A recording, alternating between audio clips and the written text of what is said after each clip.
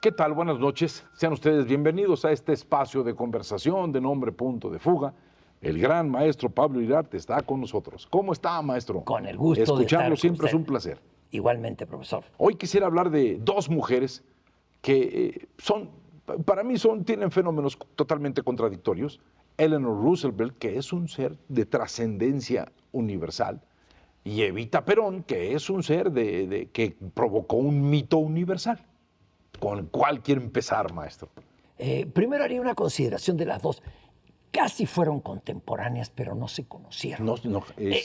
Porque eran muy distantes en ideología. Ella murió, no lo sé.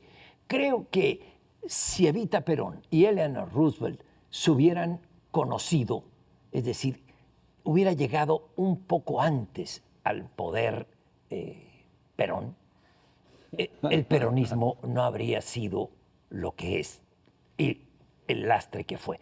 Eleanor Roosevelt y Evita Perón, yo les encuentro características similares. Son dos grandes mujeres del siglo XX. Eso sería como la gran característica. El hubiera se me hace peculiar en la política, si hubiera tal cosa. No, ¿sí? Pero si en caso, repito, si se hubieran conocido, si hubieran tenido relación, pero lucharon por lo mismo. Los derechos civiles, los derechos civiles. En humanos, eso hay una los derechos comunión de los trabajadores. El rostro humano del New Deal del presidente Roosevelt lo dio Eleanor. El rostro humano, el único que sirve del peronismo, lo dieron ellas. Es de Evita. Por eso quería decir que en eso sí hay una comunión. Pero bueno, ¿sabe por qué? Por profesor. La condición femenina. Sí. La necesidad de darle a la mujer un peso y una apertura, darle la puerta necesaria para que hubiera la capacidad de poder expresar las características y la intelectualidad de la mujer. Y en esa época comulgaron, pero eran totalmente distintas en ¿Y su qué matrimonios manejo. tan raros, profesor? Ay, mire, ¿Qué matrimonios tan raros? El matrimonio de Eleanor Roosevelt Ajá. y de Don Franklin fue una gran sociedad administrativa. Sí, porque si usted se pone a pensar que era un matrimonio feliz, no, era una sociedad administrativa. Fueron tipos que se engañaron mutuamente en múltiples ocasiones, pero sin embargo, no quiere decir que Franklin necesitara alguien que lo corrigiera, no, era dos personas que en la intimidad discutían y hablaban muchísimo sobre políticas sociales y sobre procesos de reconstrucción en el New Deal de un americano. Sí, ella tuvo una relación muy larga, de muchos años, con una periodista. Con una periodista, fue su gran amor. Lorena Hitchcock. Ajá, fue su gran amor. Y Eleanor Roosevelt, inclusive hay una biografía donde aparecen algunas de las cartas de amor entre Eleanor Roosevelt y esta reportera de Associated Press, de AP, que se conocen en la campaña, en la campaña de Roosevelt. Y sobre ella todo a través de la comunión de las ideas sobre los derechos de la mujer y la participación social de la mujer. Eso las une. Y es el gran amor de Eleanor Roosevelt. 3.300 cartas de amor, profesor, hay entre Eleanor Roosevelt y Lorena Hitchcock. Pero bueno, esta mujer es la impulsora del índole social del New Deal, del nuevo trato a los trabajadores y del nuevo trato a la mujer. Cuando muere el presidente Roosevelt, Eleanor forma parte de la delegación de Estados Unidos en la ONU y ella redacta el borrador de los derechos humanos universales. Y Truman dice de ella, Eleanor es la primera dama del mundo. Fíjese, maestro, hay un elemento de carácter que siempre hay que buscar investigar en los procesos del carácter y la personalidad en los seres desarrollados. Eleanor Roosevelt es una mujer que tiene tendencia a la tristeza. Tiene una sensación, una visión melancólica de la existencia. La hace, a pesar de que viene de familias adineradas, que eso la hace tener una formación francesa y pensar de manera diferente sobre las cosas, porque la educación en Francia era totalmente distinta a la educación norteamericana. Y ella tiene tendencia a la tristeza, tendencia a la melancolía, la misma tendencia a la melancolía que tenía Abraham Lincoln. O sea, eran seres que caían en estados de silencio, que reflexionaban sobre el dolor humano, sentían el dolor de la soledad, la contradicción, las cosas que tenían que esconder por una sociedad, y eso los hace profundamente sensibles como líderes ante los dolores de los otros. No en un proceso de empatía, sino en un proceso de neuronas espejo. Y su verbalización se vuelve una verbalización sensible, distinta, corta y no abrumante con los conceptos de política. Evita también, profesor. Evita también, aunque venía de una cuna totalmente distinta, Eran totalmente era de una diferentes. cuna pobre, provinciana, pero tiene ese sentimiento y ese dolor que la acompaña hasta su muerte. Pero regresando a Eleanor Roosevelt, ella, esa tristeza, quizá, profesor, puede tener un ingrediente.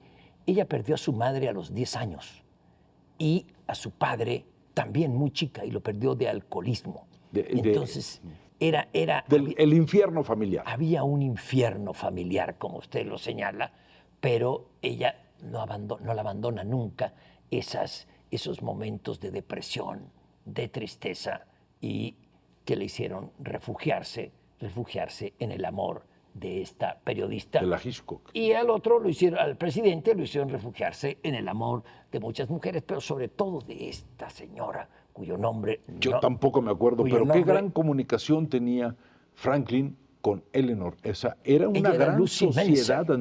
Lucy Menser. Fíjese, maestro. Ahora, ¿sabe qué? Recuerdo yo mucho de Evita Perón, un final de Tomás Eloy Martínez de su novela Santa Evita, creo que se llama. Santa Evita, extraordinaria, la recomiendo. Es una gran novela de Tomás Eloy Martínez sobre Evita Perón, donde dice, todo es imposible hasta que sucede, ¿sí? Y bueno, eso fue Evita Perón. Sí. ¿Cómo era posible que sucediera esa historia de 30 y tantos años, hombre? Y para cerrar con con la idea que usted está poniendo en la mesa, pero referida a Eleanor Roosevelt, ella es la autora de esa frase que tanto usamos. Eleanor Roosevelt fue la que dijo, los hombres pequeños hablan de otras personas. De otras personas. Los medianos hablan de sucesos y los grandes hablan de ideas. Esa es Eleanor Roosevelt, embajadora ante la ONU. Y Evita Perón, déjeme decirle algo, profesor. Perón no hubiera sido Perón sin Evita. Primero, no, es el toque. El gran toque que hace resplandecer a alguien que para mí era una imitación burda de Mussolini. Un canalla, perdón con los peronistas, pero tengo una gran admiración, un gran afecto por Evita, porque hizo la parte buena del peronismo. Primero, en el año 44, 45, cuando cae Perón del Ministerio del Trabajo, lo sacan de todos lados, lo mandan a una isla. Ya tenía esta relación con Evita, y es Evita la que llama a toda la Argentina a manifestarse en Buenos Aires para que regrese Perón. Llamó a sus descamisados. A sus descamisados. Y tuvieron, yo todavía no nacía, usted tampoco. No, bueno, en 45, 46, la manifestación más grande que hubo en Buenos Aires hasta ese momento de la historia. Ella pensó en un sector que la gente no pensaba antes. Claro. Los trató de otra manera, claro. Les habló de otra manera. O sea, ella entendió el peso del gran melodrama que ella manejaba como actriz, el gran melodrama cuando se transmite a la política a través de las ideas de la injusticia, del despojo y de la necesidad de recuperarlos. Por eso fue, y tuvo también gente que la asesoraba para lograr derechos como votos, el voto de la mujer, el sufragio universal, los derechos sociales, hizo grandes cosas, era un ser de gran actividad. La igualdad jurídica de la mujer no la existía en Argentina, y el contacto, el puente con los trabajadores de Perón era Evita. Nunca aceptó un cargo. Tuvo la fundación Eva Perón, que ahí fue el refugio de la CGT, pues la Central General de Eso Trabajadores. fue, y de ahí funda un partido de mujeres. Pero su gran obra fue en los pocos años que vivió, porque murió 3 años antes de que tumbaran a Perón, fue haber dado derechos sociales a las mujeres, sí, claro. y empoderar a los trabajadores en un país tan racista como Argentina, profesor, es tremendamente. A ella, los grandes terratenientes, le decían la yegua. O sea, la detestaban precisamente por esa tendencia social de Evita Perón. Cuando muere, a los 2 años, 3 años, le dan el golpe a Juan Domingo Perón y su cadáver lo tienen que sacar del país, porque la dictadura lo quería profanar. No querían que fuera un lugar de peregrinación la tumba de Evita. Maestro, Y cuando recorrió muere, el mundo el cadáver, lo tuvieron escondido en la CGT 2 años. Ahí, ¿cómo lo hicieron? No sé. Eso es el gran mito, pues, el cuerpo de Evita andando por todos lados, como la momia de Fray Servando Teresa de Mier, que andaba por todos lados. Sí, eso la hace resurgir y mantenerse como un gran mito. Y otra cosa que la ayuda para convertirse en un gran mito, maestro, el adelgazamiento que tiene como persona producto de estar sufriendo un cáncer y no dejar de trabajar. Y la gente podía ver a alguien disminuido físicamente que seguía pensando en sus descamisados. Mientras el marido estatizaba empresas y nacionalizaciones y todo, hacía el Estado propietario que destruyó a Argentina o una parte de Argentina, ella tenía una vocación social definida. Acuérdese y que su amor al general Perón, mis respetos, primero por el amor en sí y después por enamorarse de esa bestia. Perdón, no, eso tal vez habría que cortarlo, pero lo digo, todos somos bestias, todos somos Maestro, bestias. Pues todos somos pero animales y por el territorio, pero Perón nos la gana. Acuérdese que ese tipo de personajes quieren desaparecer todo para decir, yo soy el único. Yo mando aquí, solo yo. Y eso es tendencia latinoamericana, siempre han sido así los líderes. ¿Sabe quién regresa el cadáver, los restos de Evita Perón a la Argentina?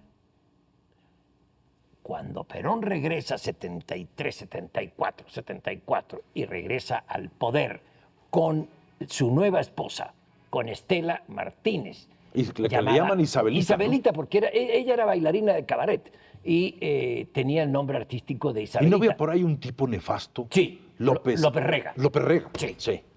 Pero ella va en la fórmula con Perón, ganan, muere Perón, ella asume la presidencia y trae los restos de Evita Perón que estaban en España.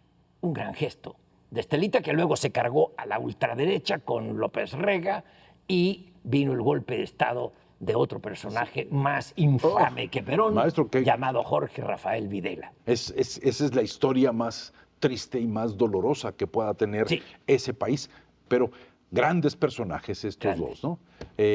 Con tonos totalmente diferentes, que eso es la base de cualquier condición. Maestro, muchas gracias. Y solamente quiero cerrar, independientemente del temperamento que puedas tener como ser humano cuando te acerques al poder, independientemente de tu temperamento y de tus problemas de carácter, la necesidad de pensar en los otros es el fundamento de la grandeza política. Cuando el líder solamente piensa en él, se disminuyen las posibilidades del país y de cualquier proceso libertario. Maestro, gracias. Muchas gracias y nos veremos el próximo sábado aquí en Punto de Fuga.